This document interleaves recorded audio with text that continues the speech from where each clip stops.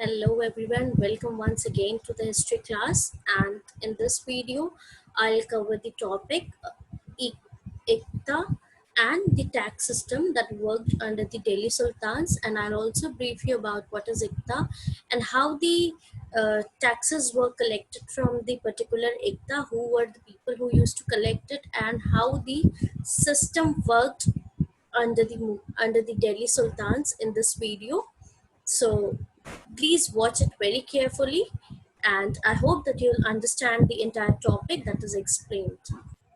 So, okay, as you can see that this is the very first slide, which talks about the ICTA and the tax system. Moving on to the second slide, let us see.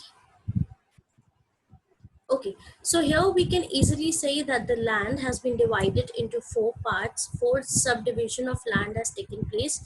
So ICTA was actually a part of land. So ICTA, the term ICTA refers to the land area, and when a land was further, like suppose if this is a kingdom, like it has been denoted from the gray line, this is a kingdom, and this is the one which has been denoted with the royal blue line has been an ikta. So basically the kingdom, we have so many areas, and when these areas are divided into small parts or small land area, we term that as ikta. And as we have, like in state government, what we have a particular entire country India, and that has been divided into furthest 29 states.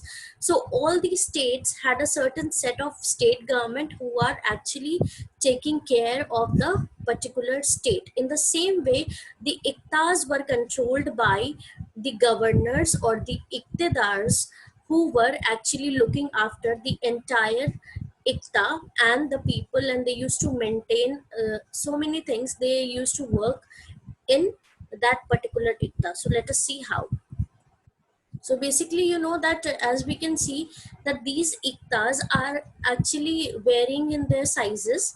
So basically, these were actually the military commanders who were appointed as iktidars, and who are appointed as governors of the territories. And you know that the landholder of each of the ikta was known as either mukti or iktidar, and there were certain duties that were assigned to ikta, because like we have state government who looks after so many functions of the state, plus people, plus handle the other set of council of ministers and so many things. In the same way, the iktas were managed, and there were certain duties which were assigned to a particular iktidar. Let us see. This is the very first we can see on the screen. It lead military campaigns and maintain law and order in their ikta. Suppose now, for example,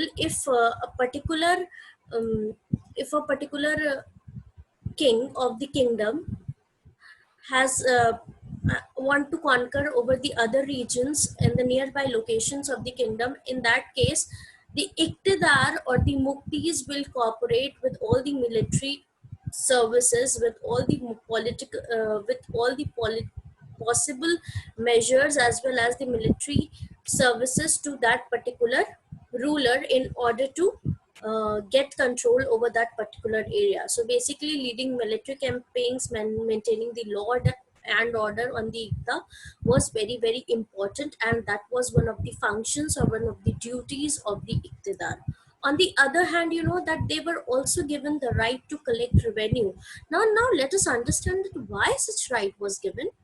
Can we assume that why such an important uh, duty was given to an iqtidar? Yes, we must understand why, because you know that whatever the military services that were rendered by the iqtidars must be paid by the rulers. So instead of giving them uh, money, they have given the entire authority of the ICTA, and they have uh, given the responsibility of collecting the revenue, and that will work as a salary against the mm, against providing the military services by those iqtidars.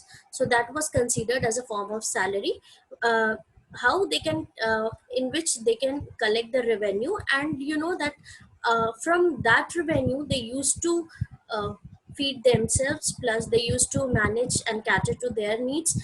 as well as they were also paying salaries to their own soldiers, who were actually obviously a, a battle cannot be fought alone, so there has to be a group of garrisons who have to combine together in order to make or render the services. So that group of people has to be paid by the iqtidar himself. And how will he pay?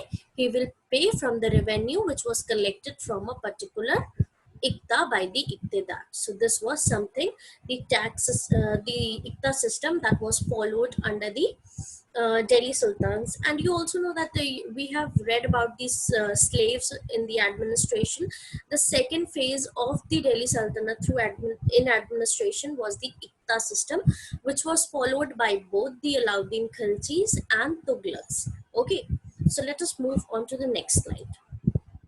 Okay, so there were certain, we can see that there were certain iqtidars were also controlled by the following means it was necessary to control the iqtidars, because you cannot give all the responsibilities to the iqtidar. Suppose what happened over the time, if they gain more authority and more importance, what will happen? They will try to uh, they will also try to dominate the king. If you remember that Chalukya's overlord, how did he treat, how did Rashtrakuta threw his Chalukya's overlord and he became the lord of the region. So instead of coming on to that situation, it was very, very obvious and very, very important to control these iqtidars, and they could be controlled by the following means. As you can see in the point stated, it is very clear that their offices were not inheritable. That means if I am an iqtidar, then my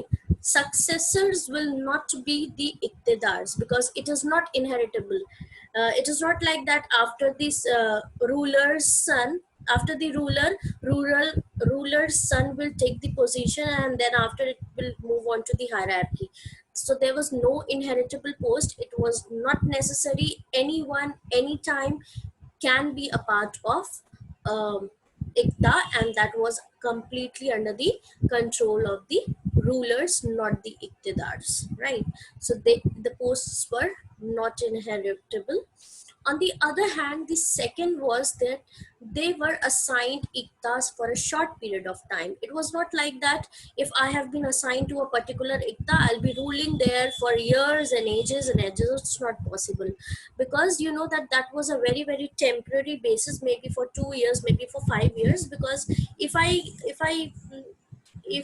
control the ikta for more number of years or for longer duration of time, the rulers will be at a threat, because I may gain the importance in the area, and then I would like to dominate to the ruler. So that was, in order to avoid such inconveniences, uh, it was necessary to control the iqtidars, and this was one of the ways in which they could control in the best of their way.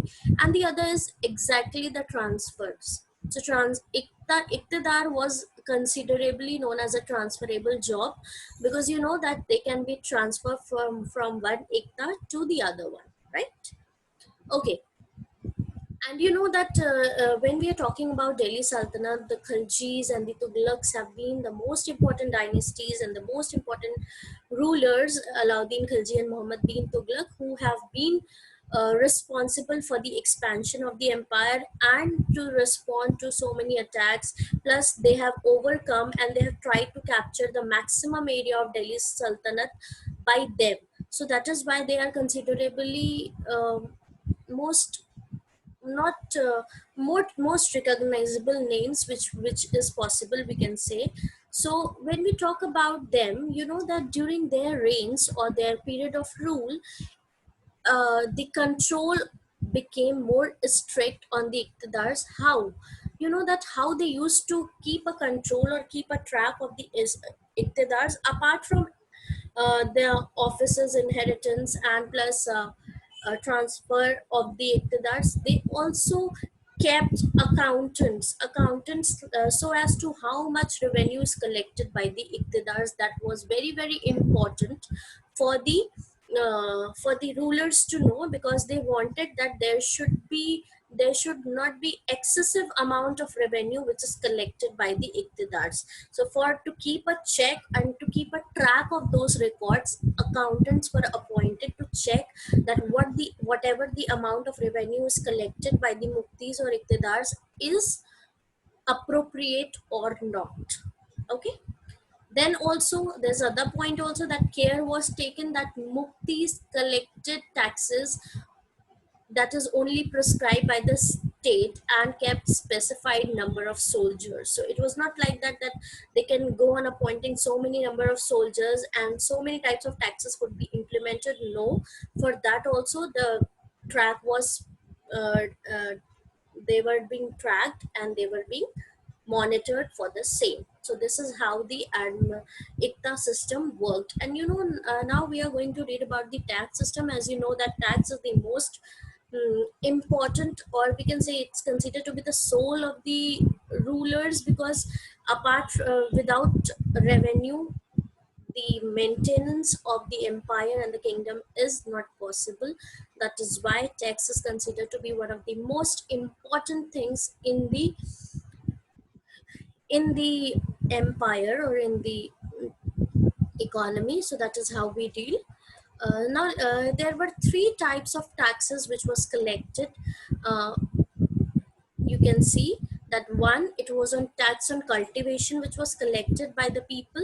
Means whatever is the produce of the people, for example if they are producing 10,000 kilogram of wheats, then on that cultivation 50%, that means uh, 5,000 of that particular production has to be taken as a part of tax, or has to be given as a part of tax. So that is what is on cultivation means. Then there was also the taxes on cattles, like how many cattles were kept by the people and what is their about the detailed record of the cattles and everything. So on that also there was certain fixed amount of tax which was collected. On houses also the taxes are collected. You know that even house tax is something which we pay today also, because we all know that and we also pay so many other types of tax like income tax, house tax, water tax, electricity. So everything we is taxable now, because that is actually tax is the main source of income for the government. In the same way there were three types of taxes which were collected in those times. And I hope that you understand you must have understood the video. And I request you to take note of the important points, as well as to read in order to understand the chapter in a better way. You must concentrate and watch the video. That would be more convenient for you. Till then, thank you.